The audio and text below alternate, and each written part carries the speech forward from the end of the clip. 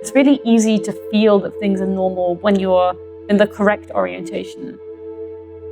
I think it's really important to acknowledge the place that you're standing, how your literal orientation functions in the world, like where it's positioning you with your body, and then turning from there and then looking at the object of your desire. I'm Rosa Nussbaum, and this is my show Horizonland. In the show, I explore my experience of moving to Texas and becoming reoriented by car culture and the architecture around me. It seems like such a small, basic thing, but to me it was really quite a revelation to learn to drive. And at the same time, I was doing a lot of research on driving and being a passenger and like exploring that perspective of dependence and trying to find a kind of connection to the world around me. When you're driving around Texas, you get these like crazy freeways and they loop around and they're beautiful. And it's kind of like a track, like on a fun fair, like a ride.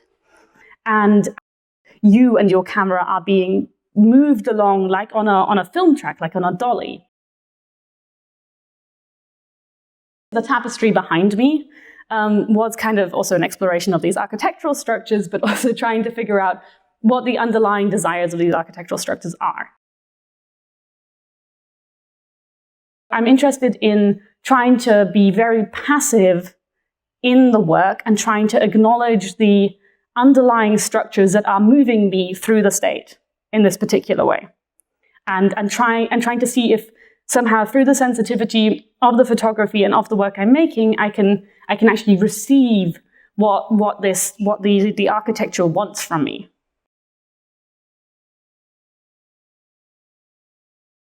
Horizonland is the piece that the show takes its title from. It's a selection of the photographs I've taken since I moved to Texas and I started doing analog photography. It's one of the most slow and serious and maybe not emotional but affective pieces that I've made. It takes its time. It has this little microbot that goes up and down that pushes to the next slide. You have a lot of feeling of the analog projectors. So there's this real rhythm that underlies the piece. The audio track is in conversation with another piece in the gallery, which is Actions for an O Visa. So the audio track is all about being an alien in the dual sense of being an immigrant and being from outer space. In Actions for an O Visa, I pick up on this really specific phrase that exists in the legal language around certain artist visas, which is that you have to be an alien with extraordinary abilities. And I was imagining what that might be. Oh, hi. I'm an alien. Nice to meet you. Now, you might be wondering just what kind of alien I am. In the video, I show various skills that I have. So one is my drawings, and I show you my drawings. One is my physical prowess, and I show an example of that. And in the last segment, I have laser eyes, and I burn holes in my studio wall.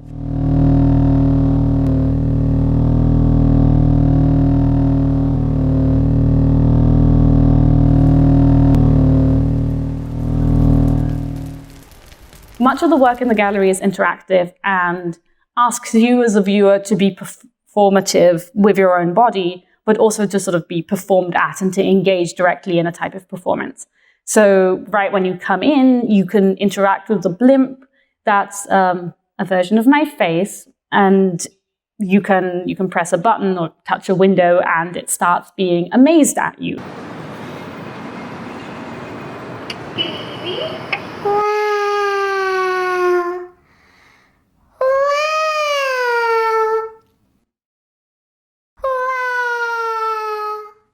The blimp was my first reaction of coming to Texas, where I didn't know how to navigate my own body in the space, and especially not my voice and my accent, because every time I spoke, people were like, "Oh, are you British?" and like didn't hear anything else. And people kept telling me how big things were and how amazing things were and how impressed I should be with them. And so I thought that was all I could do, was go, wow, really? Wow. And it got exhausting. So I made a giant blimp version of my head, and it was a maze for me, which was great. And I actually carried it around the Capitol and showed it some democracy yesterday. You'll get some footage of that as well. Wow!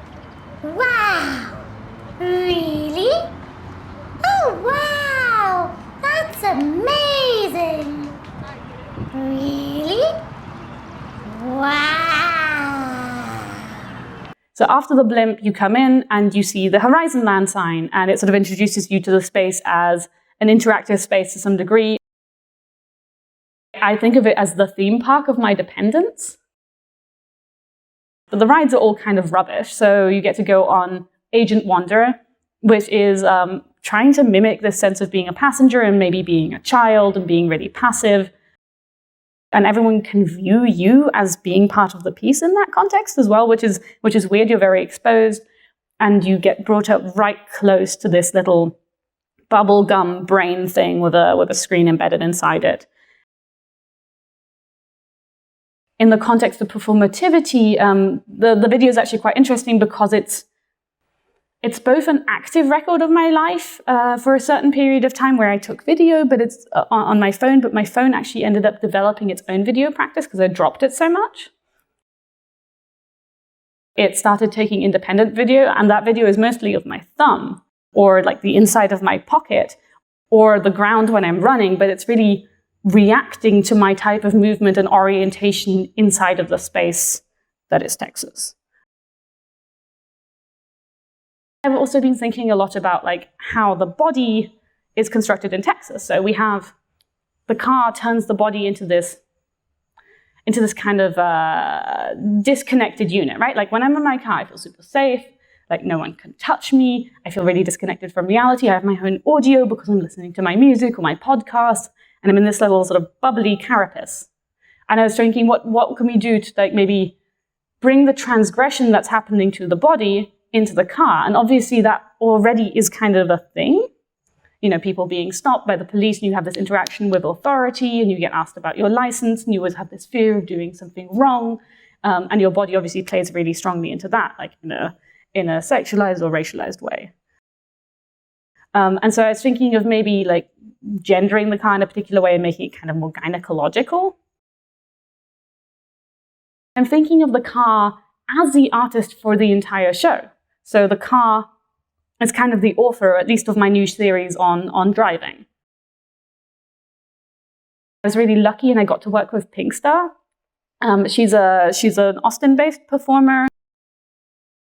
She comes in as this kind of mechanic person who is also a police officer person.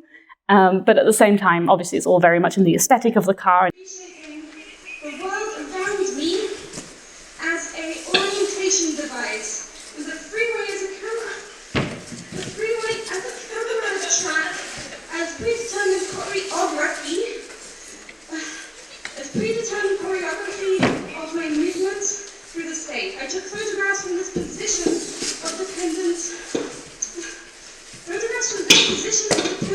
Generally speaking, in my work, I try and find out what the authority's projected desire on me is. And the authority can be any kind of institution or just sort of like a vague sense that is projected throughout by norms, by the normative expectations on me. I think of it as a type of institutional pornography. So I'm giving them exactly what they want, especially with, say, like the blimp piece.